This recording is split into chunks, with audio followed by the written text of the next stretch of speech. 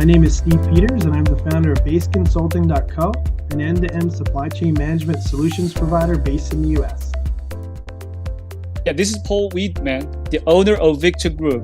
Our business is to be the eyes and ears of our customers, helping the supply chain in China.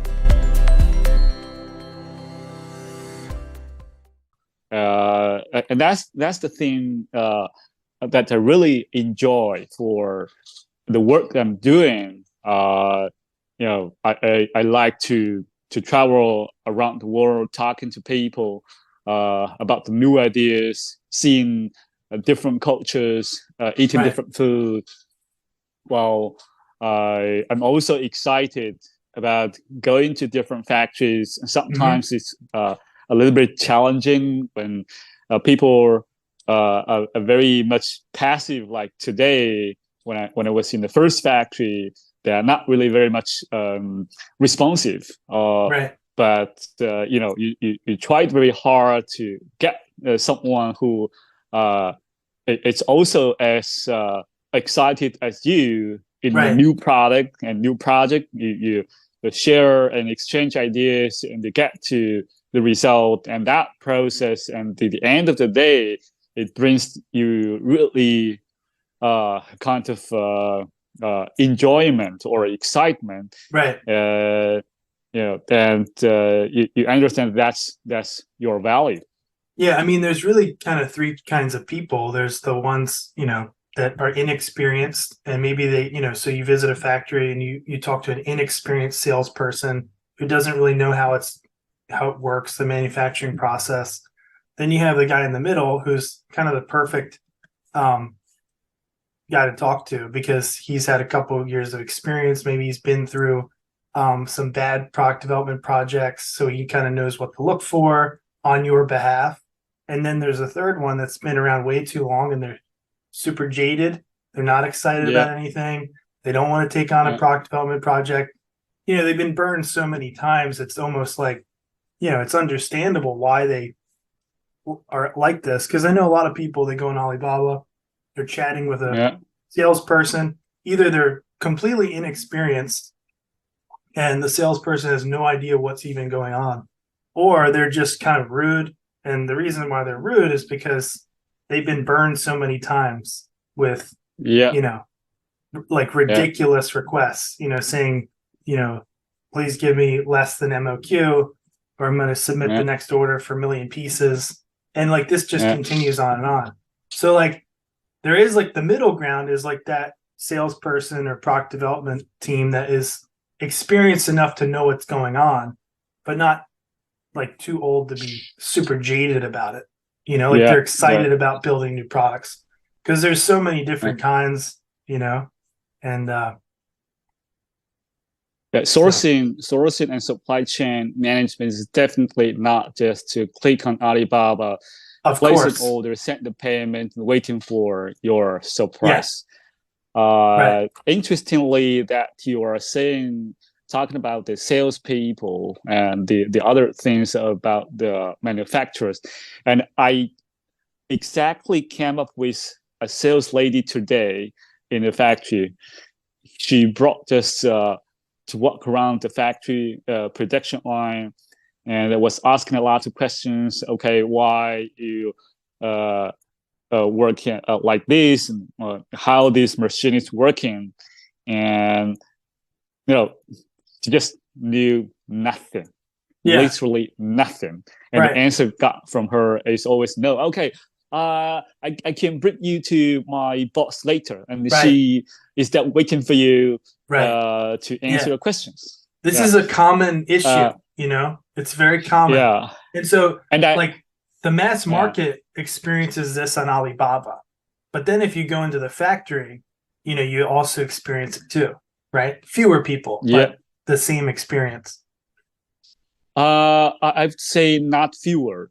It's compared to the people that are on Alibaba, like chatting with people on Alibaba, it's probably much less than people. There's fewer people going to factories in China to check stuff and ask questions versus the people on Alibaba requesting things, right? Yeah.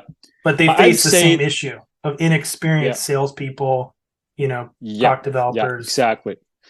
This is always a 20/80 rules, and in our society, we have 20% of the people, lead 80% of the rest of the world, right? Right. 20% of the people owns 80% of the world, and 20% of the population, they are really great, and this the same theory, it adapts to this supply chain system and these salespeople. Uh, and that's exactly why when our sourcing team get a new project, I always encourage them, okay, guys, go to the factory, talk to the right people, because even if you come up To with the the right same people. 20/80 rules, Yeah. yeah, you To the go to the right factory, people. you can talk to the technical guys. If the sales guy doesn't know what you want, right? Or you can Right. talk to the quality guys. You can check the document, and there must be someone who know the truth, Right. and you just need to go there. And Yeah. it is really so important to do this. And this is also a learning process, which I personally like a lot, because every time when I go there, I see a new product, new ideas, new technologies, and new machines. I Yeah. feel like I learn new things. Right. Uh, And the same thing kind of applies. Like you obviously want to identify who the right person is to talk to. But it also kind of goes, it's a good rule of thumb for signing agreements. If you're signing agreements, make sure it's not the sales guy who's signing it. Make sure it's the general manager who's on the business registration, right? Because yeah, it's a common yeah, thing where the sales guy will, agree to whatever you want them to agree to, whether it's, you know, yeah, confidentiality or what the product is going to actually look like when it's manufactured, stuff like that. So the sales guy, yeah, he puts his stamp on it, he signs it, but it's worthless because yeah, he's not the general manager or he's not the guy that's on the business registration, right? yeah, yeah. That's not the worst thing. The worst thing is, what if the sales guy, just he was used to working company A, and now maybe he's not there anymore, and Oh, right. still continuing to do business with you, Right, and right, you right, know, right. and then he brings you to another nice factory, but basically he's just a very simple broker Right, with no resources at all, right, right? right, right, right. And Good he point. doesn't have the ability to take the responsibility. uh, then whenever you have the quality issues or communication problems, and then you're all screwed up. Right, right. Yeah, that's you know another thing I've like to share from today's factory visit. It's about IP. We were Mm, talking about intellectual properties and brand registration. We right, already know how important it is to do this. And the funny thing is, a lot of OEM factories, they have no idea about branding, no idea about intellectual property at all. right, right, Again, they just want to accept orders to fit into the production line. The product that we were talking about, that's the plastic thing.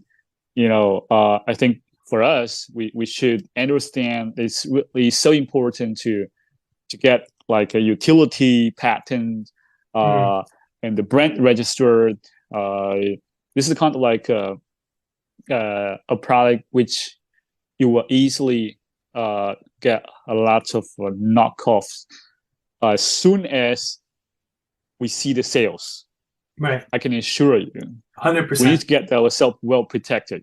Right, Uh, Otherwise, we'll just waste lots of time. Of course, we still have the advantage of being the first one, the first brand in the market, but you don't want to get a lot of knockoffs flooding into the market, which will easily damage your business, right?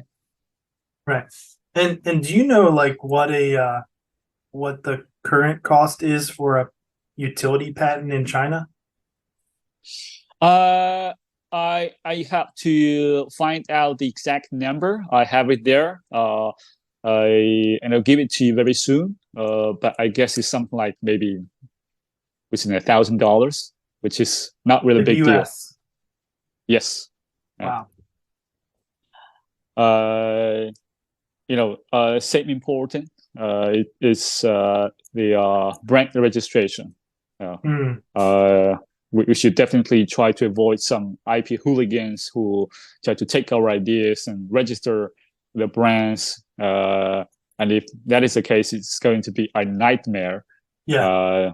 When someone could literally stop your goods from the Chinese customs. I mean, to Right. register it in China, and of course in the destination market as well.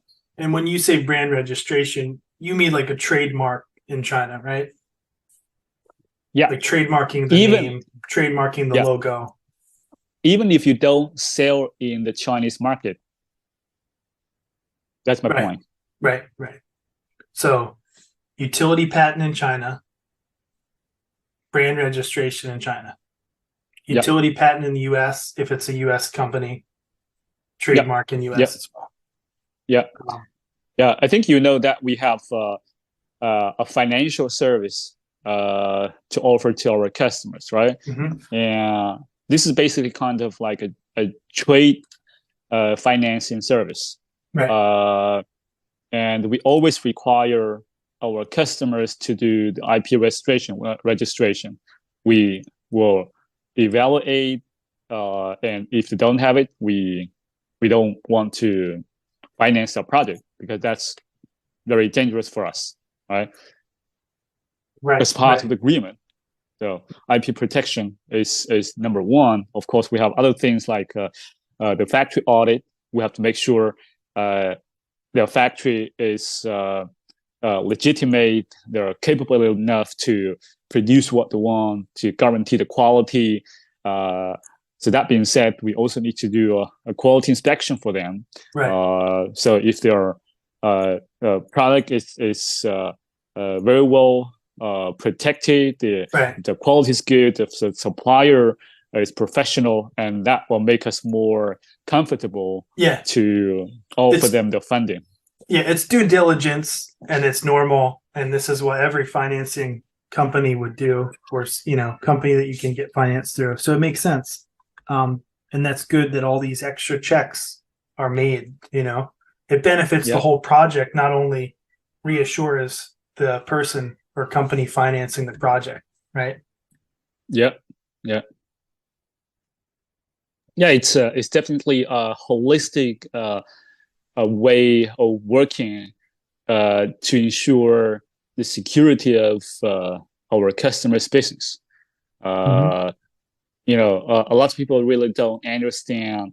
They think, okay, to get some help from China is just to hire someone to, kind of like translating for them, which is absolutely wrong. There are a lot of details you have to take care of. You have to understand all the nuances in different contexts of your business. Mm. Very good. Well, thanks, Paul. Thanks for sharing your wisdom today. It's my pleasure. Thanks for your time. It's always great to talk to you, and you make me learn a lot. Speaking of this, it's like you guys, it's very hard for me to understand the Americans in a lot of cases. Well, there's many different kinds of Americans, Oh yeah, there's many different kinds. California, Florida, New York, very different people. Yeah. Even if I have been to the United States for so many times, I can't just tell all these nuances.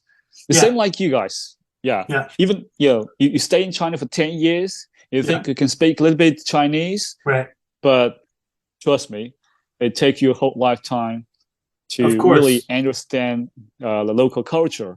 Yeah. If you and I go together to the factory, talking to the factory owner, within 10 minutes, I can immediately tell, where this guy's from, what Right. the possible educational background from their behavior, the way they Right. talk, you know, Right. uh, and whether or not this guy is trusted. Right. But probably it will take you a whole day, and you cannot figure out why. Yeah. That's a good point. Well, on that, Uh, this is a good one.